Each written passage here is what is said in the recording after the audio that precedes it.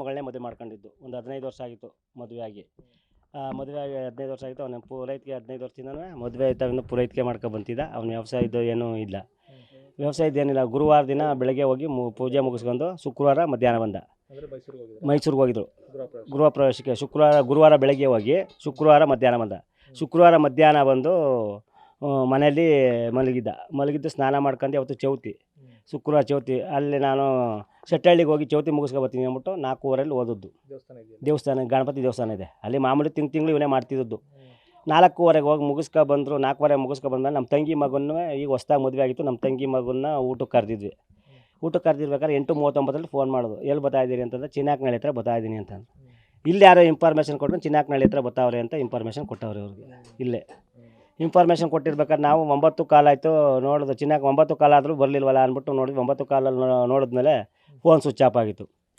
Phone switch off ಆಗಿದ್ದಾಗ ನಾವು ಹುಡಿಕೊಂಡು ಹೋದ್ವಿ.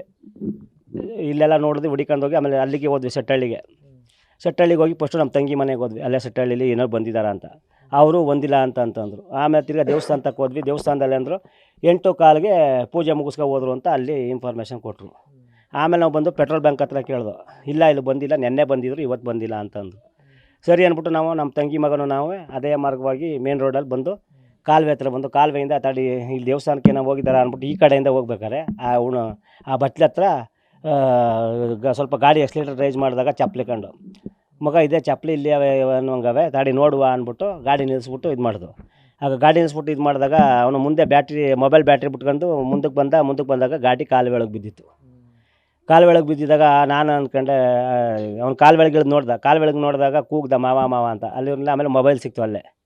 ನಾನು ಅಂದ್ಕೊಂಡೆ ಇಲ್ಲೇ ಇದಾಗೋಗದೆ ಹೊಡೆದಾಕ್ಬಿಟ್ಟವ್ರೆ ಅಂದ್ಕೊಂಡು. ಆಮೇಲೆ ಮುಂದೆ ನೋಡಿದ್ರೆ ಅಲ್ಲಿ ಇನ್ನೊಬ್ಬರು ಅಲ್ಲೆಲ್ಲ ಅಷ್ಟೊತ್ತು ಕೂಗಿದಾಗ ಜನ ಬಂದಾಗ ಬ್ಯಾಟ್ರಿ ಎಲ್ಲ ಬಿಟ್ಟು ನೋಡೋರಲ್ಲ, ಅಲ್ಲಿ ರಕ್ತ ಎಲ್ಲ ಚೆಲ್ಲಿತ್ತು. ರಕ್ತದ ಮೇಲೆ ಮಣ್ಣು ಮುಚ್ಚಿದ್ರು.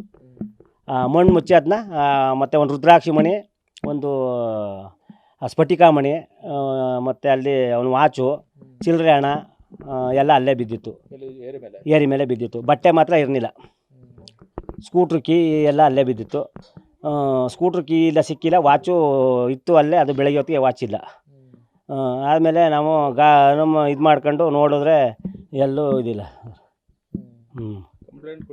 ಕಂಪ್ಲೇಂಟು ಬೆಳಗ್ಗೆ ಹೊತ್ತು ಕೊಟ್ಟದ್ದು. ಬೆಳಗ್ಗೆ ಹೊತ್ತು ಕೊಟ್ಟ ನೈಟ್ ಬಾಡಿ ಸಿಕ್ಕಲಿಲ್ಲ.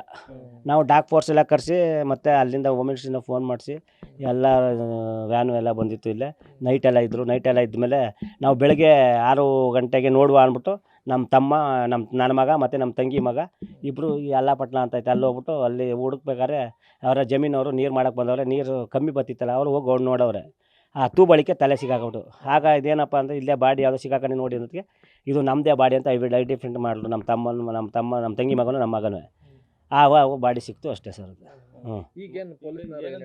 ಈಗ ಪೊಲೀಸ್ನವ್ರು ಏನಂತ ಹೇಳ್ತಾವ್ರೆ ಅಂತಂದರೆ ಈಗ ಅವರು ದುಡ್ಡು ಕೊಟ್ಬಿಟ್ಟು ನಮ್ಮ ತಂಗಿ ಮಗಳ ಮೇಲೆ ಆಪಾದನೆ ಹೊರಿಸ್ತವ್ರೆ. ಅವರೇ ಕೊಟ್ಟವ್ರೆ ಅಂತ ಅನ್ನೋ ಮಟ್ಟಕ್ಕೆ ಇದು ಮಾಡ್ಕೊಂಡು ದುಡ್ಡು ಇಸ್ಕೊಂಡು ಎಲ್ಲ ಇದು ಮಾಡ್ತಾವ್ರೆ ಸರ್. ಯಾರು ಸರ್? ಇವರೇ ಇನ್ಫಾರ್ಮೇಷನ್ ಕೊಟ್ಟವ್ರೆ ಅಂತ ಹೇಳ್ತಾವ್ರೆ ಸರ್. ಶಾಲಿನ ಇನ್ಫಾರ್ಮೇಷನ್ ಕೊಟ್ಟವ್ರೆ ಅಂತ ಹೇಳ್ತಾವ್ರೆ.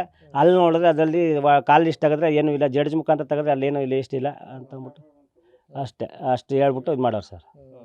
ಈಗ ಅವ್ರು ಹೇಳ್ತಾ ಇರುವಂಥದ್ದು ಹರೀಶ್ ಏನಾಗಬೇಕು ನಿಮಗೆ? ಇಲ್ಲ, ನಮಗೂ ಇಲ್ಲ. ನಾವು ಶಿವಾರ್ಚಕರು, ಅವರು ಗೌಡ್ರು.